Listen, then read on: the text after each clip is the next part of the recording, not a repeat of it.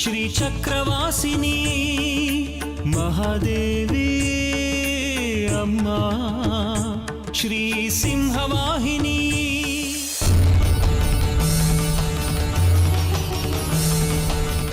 ಇದರಿಂದ ಯಾವ ಪಾಪ ಬೇಕಾದ್ರೂ ಸುತ್ಕೊಳ್ಳಿ, ನೇಣು ಹಾಕೊಂಡು ಸಾಯ್ತೀನಿ, ಆದ್ರೆ ಅವಳಿಗೆ ಮಾತ್ರ ನಾನು ಸೋಲಲ್ಲ.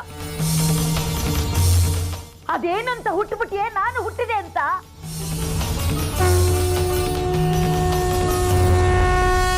ಅವರಿಬ್ರಿಗೂ ಮದುವೆ ಮಾಡಿಸಿ ಮನೇಲಿ ಇಟ್ಕೊಳ್ತೀರಾ? ನನ್ನ ಮಗನ್ನ ಅವಳು ಮದುವೆ ಆದ್ರೆ ಈ ಮನೆ ಸೊಸೆ ಆಗ್ತಾಳೆ. ನಾನು ಹೇಳ್ದಾಗ ಕೇಳ್ಕೊಂಡು ಬಿದ್ದಿರ್ತಾಳೆ. ಮದುವೆ ಆದ ತಕ್ಷಣ ಪರದೇಶಕ್ಕೆ ಕಳಿಸ್ತೀನಿ. ಬರೋಷ್ಟರಲ್ಲಿ ಚಕ್ರ.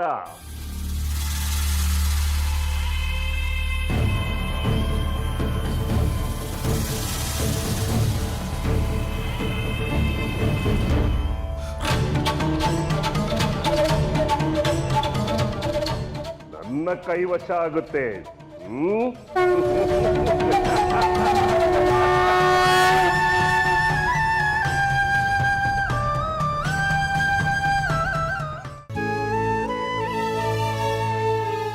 ಸರಿ ಬಿಡು, ಬೇಜಾರು ಮಾಡ್ಕೋಬೇಡ. ನೀನ್ ಎಲ್ಲ ವಿಷಯದಲ್ಲೂ ಒಳ್ಳೆಯವಳಾಗಿರ್ತೀಯ. ಆದ್ರೆ ಅಮ್ಮನವ್ರ ಪೂಜೆ ವಿಷಯ ಬಂದ್ರೆ ಕೋತಿ ತರ ಆಡ್ತೀಯ. ವ್ರತನೂ ನಾನೇ ಮಾಡ್ತೀನಿ, ಪೂಜೆನೂ ನಾನೇ ಮಾಡ್ತೀನಿ. ಅಯ್ಯೋ ದಡ್ಡ, ಅದು ಹೆಣ್ಮಕ್ಳು ಮಾಡೋ ವ್ರತ ಕಣೋ, ನೀ ಹೇಗೋ ಮಾಡ್ತೀಯ? ಏನೋ ಅಜ್ಜಿ ನನಗೆ ಹೇಳಿದನ್ನ ನಾನು ತಡಿಲಾರ್ದೆ ನಿನ್ನ ಹತ್ರ ಹೇಳ್ದೆ. ನೀನು ಅದನ್ನೇ ದೊಡ್ಡದು ಮಾಡಿ ಎಲ್ಲರ ಹತ್ರ ಹೇಳ್ಬೇಡ್ಬೇಡ. ಜನ ನನ್ನನ್ನು ಆಮೇಲೆ ಹಾಸ್ಯ ಮಾಡ್ತಾರೆ. ಅವ್ರಿಗೆ ನಾನು ಅವಳ ಮುಂದೆ ತಲೆ ತಗ್ಸೋದನ್ನ ನೋಡೋದಕ್ಕೆ ಕಾಯ್ತಿರ್ತಾರೆ. ದಯವಿಟ್ಟು ಯಾರ ಹತ್ರ ಹೇಳ್ಬೇಡ. ಹಾಗಾದ್ರೂ ವ್ರತ ಹೋಗೋ, ವ್ರತನ ಯಾವಳು ಮಾಡ್ತಾಳೆ? ನಂಗೇನು ತಲೆ ಕೆಟ್ಟಿದ್ಯಾ? ನೀವು ಸುಂದ್ರನ ನಿಮ್ಮನೆ ಸೊಸೆ ಮಾಡ್ಕೋಬೇಕು ಅಂತಿದ್ದೀರಿ. ನಿಮ್ಮ ಮಗನೂ ಒಪ್ಪಿದಾನೆ, ಸರಿ. ಶೇಖ್ರಿ ಅವನು ಒಪ್ಪೋದ್ರಿ. ಆದರೆ ಸುಂದ್ರಿ ಅವಳು ಒಪ್ತಾಳೆ ಅಂತ ನನಗನ್ಸೋದಿಲ್ಲ. ಒಂದು ಪಕ್ಷ ಅವಳು ಒಪ್ಪಿದ್ರು ಅಮ್ಮನವರು ಈ ಮದುವೆ ಆಗೋಕ್ ಬಿಡೋದಿಲ್ಲ. ಆಗಬೇಕು. ನನ್ನ ಆಸೆ ಈಡೇರಲೇಬೇಕು. ಅಮ್ಮನವರೇ ಬರಲಿ, ಅವರ ಮಾಂಗಲ್ಯದ ಅಧಿಪತಿಯ ಪರಮೇಶ್ವರನೇ ಬರಲಿ, ನನ್ನ ಸಂಕಲ್ಪಕ್ಕೆ ಸೋಲ್ಲೇಬೇಕು.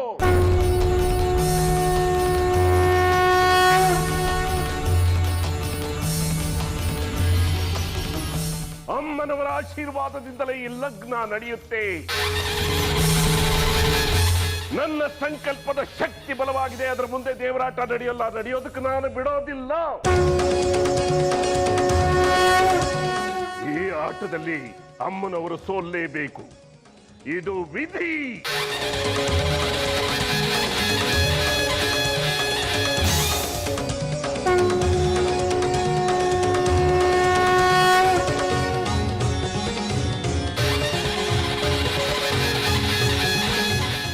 माणिक्यवीणामुपलालयन्ते मदालसां ಮಂಜುಳವಾಗ್ವಿಲಾಸಾಂ. ನಾನು ಪೂಜೆ ಮಾಡ್ಬೇಕಂತ, ನಾನು ಯಾಕೆ ಮಾಡ್ಲಿ? ದ್ಯುತೆ ಕೋಮಲಾಂಗೇ.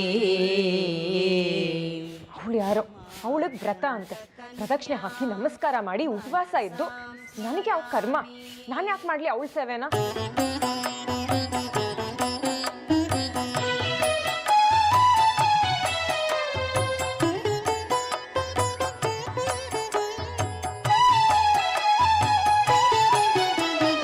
जय देवी चिदानन्दे श्रीविद्ये परमेश्वरी निजात्मबोध सन्तुष्टे वन्दे त्वां वनशङ्करी. वन्दे त्वां वनशङ्करी. वन्दे त्वां वनशङ्करी. जय देवी प्रसन्नास्ये जय भक्तार्तिनाशिनी. जय शङ्करि विश्वाम्बा. वन्दे त्वां वनशङ्करी. वन्दे त्वां वनशङ्करी.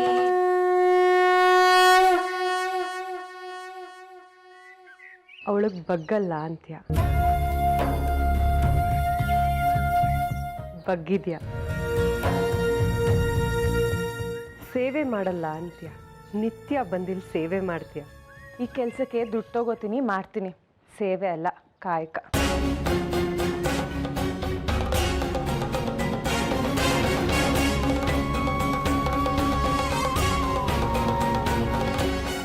ಪಟ್ನಕ್ಕೆ ಹೋಗ್ಬೇಕು ಅನ್ಕೋತಿದ್ದೆ ಅಲ್ವಾ, ಮತ್ತೆ ಯಾಕೆ ಹೋಗ್ಲಿಲ್ಲ? ಅದೇನಾಯ್ತು, ಶಾಸ್ತ್ರಿಗಳು ಈಗ ಬೇಡ, ಅಮ್ಮನವ್ರ ಅಪ್ಪನೇ ಆಗಿದೆ ಅಂತಂದ್ರು. ಮತ್ತಿದೇ ಕೆಲಸ, ಯಾಕೋ ಈ ಊರಿಂದ ನಂಗೆ ಹೊರಡಕ್ಕೆ ಆಗ್ತಿಲ್ಲ. ಬಹುಶಃ ನಿನ್ನಿಂದ ಇಲ್ಲಿ ಇನ್ನೂ ದೊಡ್ಡ ಕೆಲಸ ಆಗೋ ಹಾಗಿದೆ ಅನ್ಸುತ್ತೆ. ನನ್ನ ಕೈಲಿ ಇನ್ನೇನು ಕೆಲಸ ಮಾಡಕ್ಕೆ ಸಾಧ್ಯ? ಈಗ ಬಿಡೋದಕ್ಕಿಂತ ಇನ್ನೊಂದು ಸ್ವಲ್ಪ ದೊಡ್ಡ ರಂಗೋಲೆ ಬಿಡ್ಬೋದು ಅಷ್ಟೇ. ನಿಜ ಹೇಳ, ನನಗಿಲ್ಲಿ ಕೆಲಸ ಮಾಡೋಕೆ ಒಂಚೂರು ಇಷ್ಟ ಇಲ್ಲ. ಯಾವಾಗಲಿಂದ ಹೊರಡ್ತೀನೋ ಅನ್ನಿಸ್ತಿದೆ. ಮನ್ಸಿಗೆ ಅನ್ಸಿದ್ದು ಈಡೇರಬೇಕು ಅಂದರೆ ಅಮ್ಮನವ್ರ ಹೆಸರಲ್ಲಿ ವ್ರತ ಪೂಜೆ ಮಾಡು, ಅಮ್ಮನವರು ಕರುಣಿಸ್ತಾರೆ. ನಮ್ಮ ಅಜ್ಜಿ ಬುದ್ಧಿ ಇಲ್ಲದೆ ದುರ್ಗಾ ಸಪ್ತಾಹ ಮಾಡು ಅಂತ ತಲೆ ತಿಂತಿದ್ದಾರೆ. ಈಗ ನೀವು ಶುರು ಮಾಡಿದ್ರಾ? ನಿಮ್ಮ ಅಜ್ಜಿಗೆ ಬುದ್ಧಿ ಸರಿಯಾಗೇ ಇದೆ, ಅದಕ್ಕೆ ಹಾಗೆ ಹೇಳ್ತಿದ್ದಾರೆ. ನೋಡು, ಒಂದ್ಸತಿ ಪ್ರಯತ್ನ ಮಾಡು. ನನ್ನ ಕೈಲಾಗಲ್ಲ, ನಾನು ಮಾಡೋದು ಇಲ್ಲ. ಹಾಗನ್ಬೇಡ. ತಾಯಿನ ಆರಾಧಿಸ್ಬೇಕು ಅಂತ ಮನಸ್ಸಿದ್ರೂ ಆರಾಧಿಸೋದಕ್ಕೆ ಪೂರ್ವಜನ್ಮದ ಪುಣ್ಯ ಇರಬೇಕು, ಅದು ನಿನಗಿದೆ.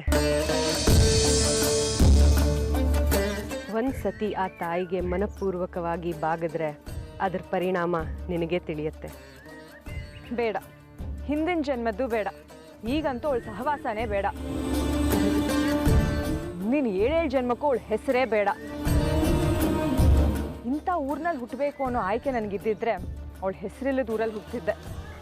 ಇದು ಅವಳು ನಿರ್ಮಿಸಿರೋ ಜಗತ್ತು. ಅವಳ ಹೆಸರು ಇಲ್ಲದೆ ಇರೋ ಊರನ್ನ ಎಲ್ಲಿಂದ ಹುಡುಕ್ತೀಯ?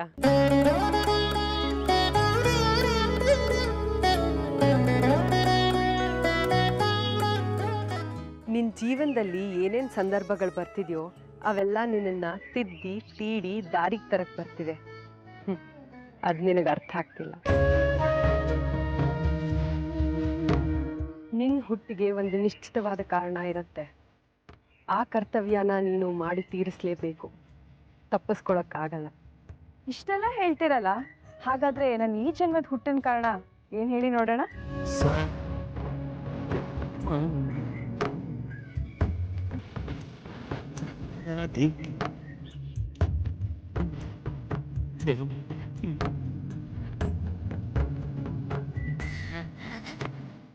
ಕಾಲ ಬಂದಾಗ ನಿನಗೆ ಗೊತ್ತಾಗುತ್ತೆ. ಇಲ್ಲಿ ಎಲ್ಲರ ಹುಟ್ಟು ಒಂದೊಂದು ಕಾರಣಕ್ಕಾಗಿ ಆಗಿದೆ. ಇಂಥ ಹಾರಿಕೆ ಉತ್ತರ 1000 ಹೇಳ್ತೀನಿ ನಾನು. ದುರ್ಗಾ ಸಪ್ತಾಹ ಮಾಡಕ್ಕೆ ಒಪ್ಕೋ, ಇಲ್ಲದೇ ಇದ್ರೆ ನಿಮ್ಮ ಮನೇಲಿ ಒಂದಲ್ಲ ಒಂದು ಗದ್ದಲ. ನಾನು ಮಾಡಲ್ಲ. ನಿನ್ನ ಹಠದಿಂದ ನಿನ್ನ ಮನೆಯವ್ರಿಗೆಲ್ಲ ಕಷ್ಟ ಆಗತ್ತೆ. ತಾಯಿಗೆ ತಲೆ ಬಾಗೋದ್ರಲ್ಲಿ ತಪ್ಪೇನಿದೆ? ಅಸ್ತಿತ್ವವೇ ಇಲ್ದವಳಗೆ ನಾನು ತಲೆ ಬಾಗಲ್ಲ.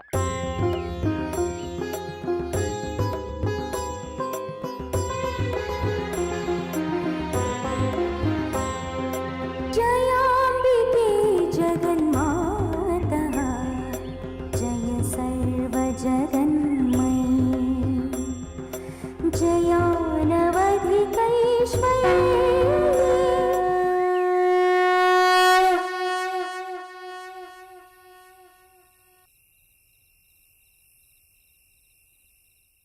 ಏನೋ ಯೋಚನೆ ಮಾಡ್ತಾ ಇದೀಯಾ? ಏನ್ ಮಾಡ್ಲಮ್ಮ, ದೇವರ ವಿಷಯದಲ್ಲಿ ನಮ್ಮ ಮನೆಯಲ್ಲಿ ಅಪಚಾರದ ಮೇಲೆ ಅಪಚಾರ ನಡೀತಾ ಇದೆ. ದುರ್ಗಾ ಸಪ್ತಾಹದ ವಿಷಯ ಹೇಳಿದೆ ನೀನು. ಒಂದ್ ಸಾರ್ತಿ ಅನ್ಕೊಂಡ ಮೇಲೆ ಮನೆಯಲ್ಲಿ ದೇವ್ರ ಪೂಜೆ ನಡೀತಾ ಇದ್ರೆ ಅಪಚಾರ ಅಲ್ವೇನಮ್ಮ? ಆಗದೆ ಇರುತ್ತೇನೋ.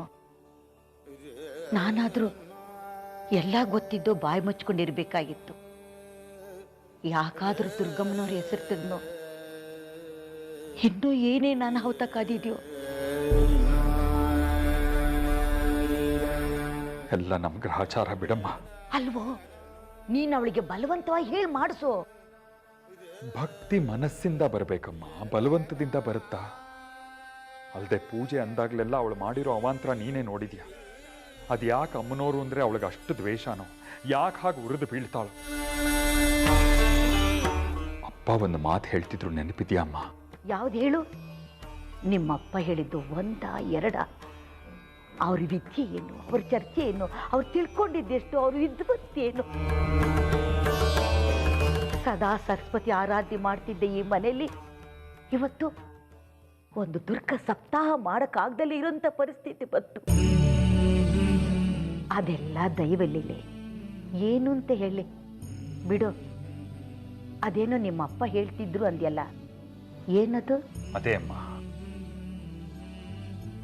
ನಮ್ಮ ಜೀವನ, ನಮ್ಮ ಬದುಕಿನ ರೀತಿ ನೀತಿ, ನಮ್ಮ ಒಳ್ಳೆಯದು ಕೆಟ್ಟದ್ದು ಇದೆಲ್ಲ ನಿರ್ಧಾರ ಆಗೋದು ನಮ್ಮ ಪೂರ್ವಜನ್ಮದ ಸುಕೃತದಿಂದ ಅಂತ. ನೆನಪಿದೆಯಾ? ನೆನಪಿದೆ ಕಣೋ. ನಿಮ್ಮಪ್ಪ ಹೇಳಿದ ಒಂದೊಂದು ಮಾತು ನೆನಪಿದೆ. ನಾವು ಯಾವ ಜನ್ಮದಲ್ಲಿ ಏನನ್ನು ಮಾಡಿದ್ವೋ ಅದನ್ನೀಗ ಎರಡೂ ಕಡೆಯಿಂದ ಅನುಭವಿಸ್ತಾ ಇದ್ದೀವಿ. ಅವ್ರ ಮಾತು ನಿಜ. ಸುಂದ್ರಿನೂ ಹಾಗೆ ಅಮ್ಮ. ಅವಳು ಯಾಕೆ ಹಾಗೆ ಆಡ್ತಾಳೋ? ಅಮ್ಮನವ್ರನ್ನ ಕಂಡ್ರೆ ಯಾಕೆ ಅವಳಿಗೆ ಸಿಟ್ಟೋ? ಅವಳು ಹಿಂದಿನ ಜನ್ಮದಲ್ಲಿ ಏನಾಗಿದ್ಲು? ಅಮ್ಮನವ್ರಿಗೂ ಅವಳಿಗೂ ಏನು ಸಂಬಂಧವೋ? ಇಲ್ಲದೇ ಇದ್ದರೆ ಅವತ್ತೇ 8ನೇ ತಿಂಗಳಲ್ಲಿ ಅದು ದೇವಸ್ಥಾನದಲ್ಲಿ ಯಾಕೆ ಹುಟ್ಟುತ್ತಿದ್ಲು ಹೇಳು? ಏನೋ ಒಂದಕ್ಕೊಂದು ಸರಪಣಿ ಹಾಕಿ ಬಂಧಿಸ್ತಾ ಇದೆ. ಇದೆಲ್ಲ ನಮ್ಗೆ ಹೇಗೆ ಅರ್ಥ ಆಗ್ಬೇಕು ಹೇಳು? ಈ ಕರ್ಮಗಳೆಲ್ಲ ಕಳಿಬೇಕು ಅಂದ್ರೆ ಆ ತಾಯಿನೇ ದಾರಿ ತೋರಿಸ್ಬೇಕು.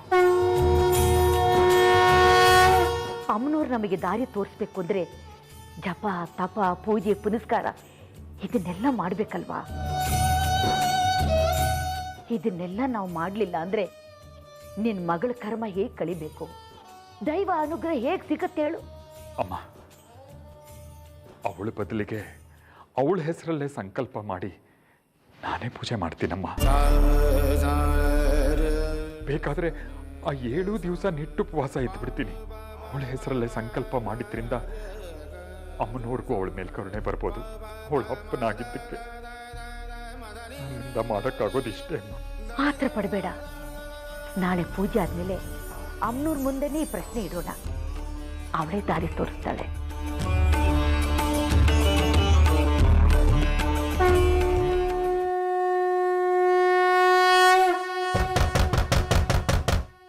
ಯಾರು ಇಷ್ಟು ಜೋರಾಗಿ ಬಾಗ್ಲಿ ತಡ್ತಿರೋದು? ಇನ್ಯಾರಮ್ಮ, ನಮ್ಮ ವಿದ್ಯಾ. ಪಾಪ ವಿರೂಪಾಕ್ಷ ಶಾಸ್ತ್ರಿಗಳ ಮನೆ ಸೇವೆ ಮುಗಿಸಿ ಬರೋ ಅಷ್ಟೊತ್ತು ಇಷ್ಟೊತ್ತಾಗಿದೆ. ಇನ್ನು ಊಟ ಮಾಡಿ ಮಲಗೋದು ಯಾವಾಗ? ಬೆಳಿಗ್ಗೆ ಬೇಗ ಬರೋಕೆ ಹೇಳಿರ್ತಾರೆ. ಎಷ್ಟು ಜೋರಾಗೋ ಬಾಗಿಲು ಬಡಿಯೋದು? ನಡಿ, ಕೈಕಾಲು ತುಳ್ಕೊಂಡು ಊಟ ಕೂತ್ಕೋ, ಹೊತ್ತಾಗಿದೆ.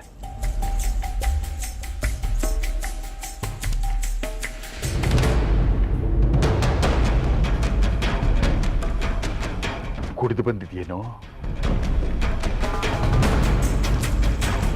ನಿನಗೇನೋ ಬಂತು ದರಿದ್ರ ಕುಡಿದು ಬರೋಕೆ?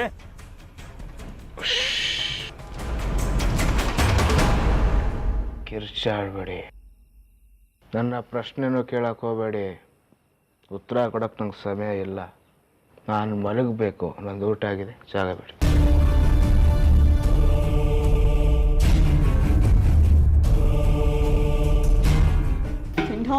ಸುಮ್ಮನೆ ಬಿಡೋದಿಲ್ಲ ನಾನು. ಬಿಡು ಬಿಡು.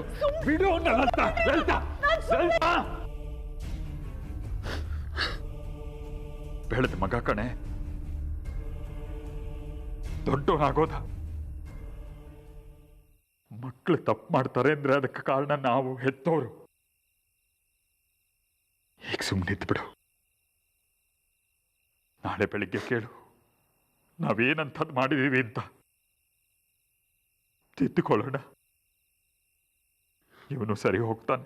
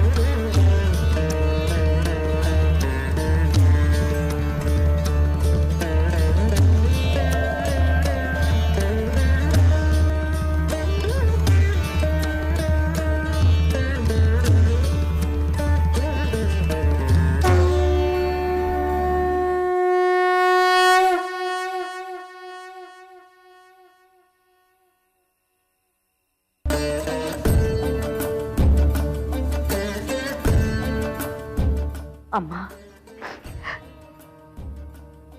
ನಮ್ಮಿಂದ ಏನ್ ತಪ್ಪಾಗಿದೆ ತಾಯಿ? ನಮ್ಮನೆ ಯಾಕೆ ಹೀಗಾಗ್ತಿದೆ ಹೇಳಮ್ಮ, ಹೇಳು ತಾಯಿ.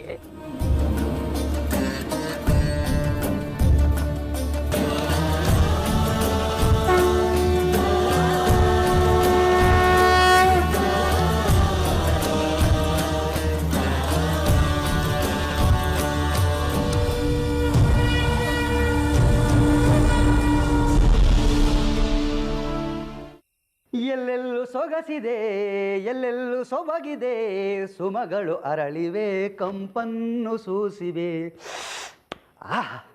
ಸುಮ್ಮನೆ ಬಿದ್ಕೊಳ್ರಿ. ಚಂದ್ರಮುಖಿ, ಪ್ರಾಣಸಖಿ, ಇಂದೇಕೆ ಈ ಪ್ರಿಯಕರನನ್ನು ತೊರೆದು ಹೀಗೆ ಸದ್ದು ಮಾಡುತ್ತಿರುವೆ? ಸರಸದ ವೇಳೆ ಈ ಕೋಪ ಸರಿಯೇ? ಕಾಮಿನಿ ಹೆಂಡದ ಅಂಗಡಿ ಅನ್ಕೊಂಡಿದ್ದೀರಾ ಇದನ್ನ? ನಾನು ನಿದ್ದೆ ಮಾಡೋದು ಬೇಡ್ವಾ? ಮೈ ಮೇಲೆ ಪ್ರಜ್ಞೆ ಇದೆಯಾ? ಸಂತೋಷದ ಉತ್ತುಂಗದಲ್ಲಿದ್ದೀನಿ ಕಾಂತೆ. ಕಾರಣ ಗೊತ್ತಿಲ್ಲಲ್ಲ, ವಿದ್ಯನಿಗೆ ಹಾಕ್ಸ್ ಕಳಿಸಿದ್ದೀನಿ. ಸ್ವಲ್ಪ ಅಲ್ಲ, ಸ್ವಲ್ಪ ಜಾಸ್ತಿನೇ ಹಾಕ್ಸ್ ಕಳಿಸಿದ್ದೀನಿ. ಇಲ್ಲಿಂದ ಓದು ವಿದ್ಯಾ ನಿಮ್ಮ ಬಾವನಿಗೆ 2 ಇಕ್ಕಿರ್ತಾನೆ, ನಿಮ್ಮ ಬಾವ ಅವನಿಗೆ 2 ಇಕ್ಕಿರ್ತಾನೆ. ಇದನ್ನ ನೋಡಿದ ನಿಮ್ಮ ಅಕ್ಕ ಲಲಿತಾ ಗೋಳೋ ಅಂತ ಅಳ್ತಾ ಇರ್ತಾಳೆ. ರಾಜಲಕ್ಷ್ಮಿ ಎದೆ ಹೊಡ್ಕೊಂಡು ಬಿದ್ದಿರ್ತಾಳೆ. ಇಂಥ ಸುಸಂದರ್ಭಕ್ಕೆ ಕಾರಣ ಅದು ನಾನು ಸಂತೋಷದಿಂದ 1-2 ಪೆಗ್ ಹಾಕಬಾರ್ದ, 1-2 ಪದ್ಯ ಹಾಡಬಾರ್ದ? ಎಲ್ಲೆಲ್ಲೂ ಸೊಗಸಿದೆ ಎಲ್ಲೆಲ್ಲೂ ಸೊಬಗಿದೆ ಮಾರರ ತಾರಾರರ.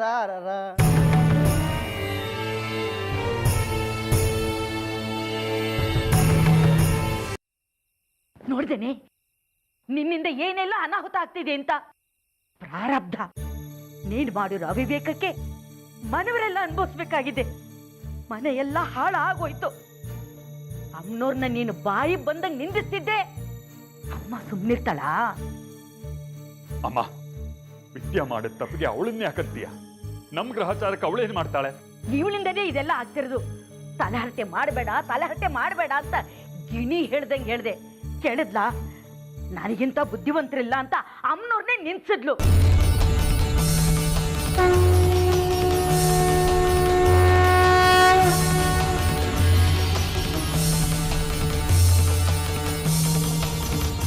ಇವಳು ಮಾಡಿರೋ ಕೆಟ್ಟ ಬುದ್ಧಿಗೆ ಅಮ್ಮನವ್ರು ಎಷ್ಟು ಸಲ ಎಚ್ಚರಿಕೆ ಕೊಟ್ರು. ಕೇಳಿದ್ಲಾ? ಇಲ್ಲ. ಹೋಗ್ಲಿ, ಸ್ವಂತ ಬುದ್ಧಿನಾರು ಇದೆಯಾ? ಅದು ಇಲ್ಲ. ನನಗೊಂದು ಅರ್ಥ ಆಗಲ್ಲ ಕಣೋ. ನಾವು ಮನೇಲಿ ಇಷ್ಟೆಲ್ಲ ಕಷ್ಟಪಡ್ತಾ ಇದ್ದೀವಿ, ಸ್ವಲ್ಪ ಬದಲಾಗು ಅಂತ ಹೇಳಿದ್ರೆ ಮಣ್ಣು ಬೇಕಾದ್ರೆ ತಲೆ ಮೇಲೆ ಸುರ್ಕೋತೀನಿ, ಆದ್ರೆ ನಾನು ಬದಲಾಗಲ್ಲ ಅಂತಾಳೆ. ವಿದ್ಯಾ ಕುಡಿದು ಬಂದಿದ್ದಾನೆ ಅನ್ನೋ ಬೇಜಾರು ನನಗೂ ಇದೆ. ಅದಕ್ಕೆ ನಾನೇನು ಮಾಡೋಕ್ಕಾಗುತ್ತೆ? ಗಾಣಿಗಿತ್ತು ಅಯ್ಯೋ ಅಂದ್ರೆ ಮಗುನ್ ನೆತ್ತಿ ತಣ್ಣಗಾಗ್ಬಿಡುತ್ತಾ? ಬುಟ್ಟಿಲಿರೋ ಎಣ್ಣೆ ತಗೊಂಡು ಮಗುನ್ ನೆತ್ತಿಗೆ ಹಚ್ಚಬೇಕು. ಏನೋ ಆಕಾಶನೇ ಕೆಳಗೆ ಬಿದ್ದೋರಂಗ್ ಕೂತ್ಬಿಟ್ರೆ ವಿದ್ಯಾ ಸರಿ ಹೋಗ್ಬಿಡ್ತಾನ? ಅಮ್ಮ, ಅವನಿಗೆ ನಾನು ಬುದ್ಧಿ ಹೇಳ್ತೀನಿ, ಬಿಡಮ್ಮ. ವಿದ್ಯಾ ಕೆಟ್ಟ ಹುಡುಗ ಅಲ್ಲ ಕಣೋ. ಅವನಿಗೆ ಇದೆಲ್ಲ ಏನೂ ತಿಳಿಯಲ್ಲ. ಅಲ್ದೆ ಅವನ್ ಯಾರು? ನಿಮ್ಮಪ್ಪನ ಆಚಾರ ವಿಚಾರ ಸ್ವಲ್ಪನೂ ಬಂದಿರಲ್ವಾ? ನಿಮ್ಮಪ್ಪ ಶ್ರೀ ಚಕ್ರೇಶ್ವರನ ಎದುರಿಗೆ ಕೂರಿಸಿ ಪೂಜೆ ಮಾಡ್ತಿದ್ರು. ಅಂಥವ್ರ ಮೊಮ್ಮಗ ಇವತ್ತು ಕುಡಿದು ಬಂದಿದ್ದಾನೆ ಅಂದ್ರೆ ಇನ್ನೆಂಥ ತಪ್ಪು ಆಗಿರ್ಬೋದು, ಯೋಚಿಸು.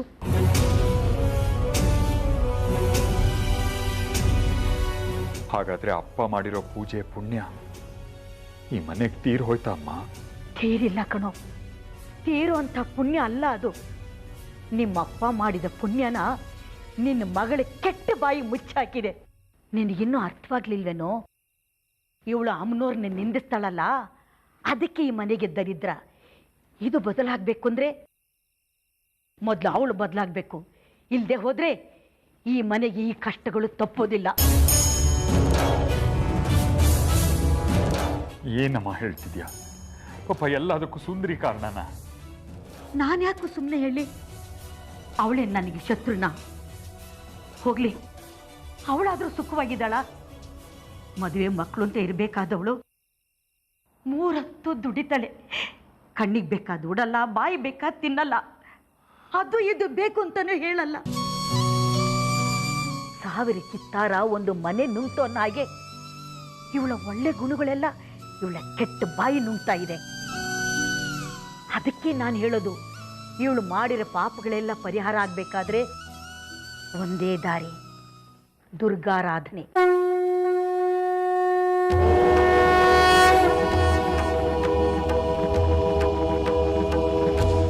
ಇವಳು ದುರ್ಗಾ ಸಪ್ತಾಹ ಶುರು ಮಾಡ್ಲಿ, ಆಗ ನೋಡು ಹೇಗೆಲ್ಲ ಬದಲಾಗತ್ತೆ ಅಂತ. ಆದ್ರೆ ಇವಳಿಗೆ ನಾವು ಚೆನ್ನಾಗಿರೋದೇ ಬೇಕಿಲ್ವಲ್ಲ? ಅಜ್ಜಿ, ಎಲ್ಲೇ ಶುರು ಮಾಡಿದ್ರು ಕಡೆಗೆ ದುರ್ಗಾ ಸಪ್ತಾಹಕ್ಕೆ ಬರ್ತಿರಲ್ಲ. ಹೌದೇ, ನಾನು ಈ ಮನೆಗೆ ಹಿರಿಯಳು. ನನಗೆ ನನ್ನ ಮಗ ಸೊಸೆ ಚೆನ್ನಾಗಿರ್ಬೇಕು ಅನ್ನೋದೇ ಆಸೆ. ಅದಕ್ಕೆ ನೀನು ಏನೇ ಹೇಳಿದ್ರು ನಿನ್ನ ಕೈಯಿಂದಲೇ ದುರ್ಗಾ ಸಪ್ತಾಹ ಮಾಡಿಸ್ತೀನಿ.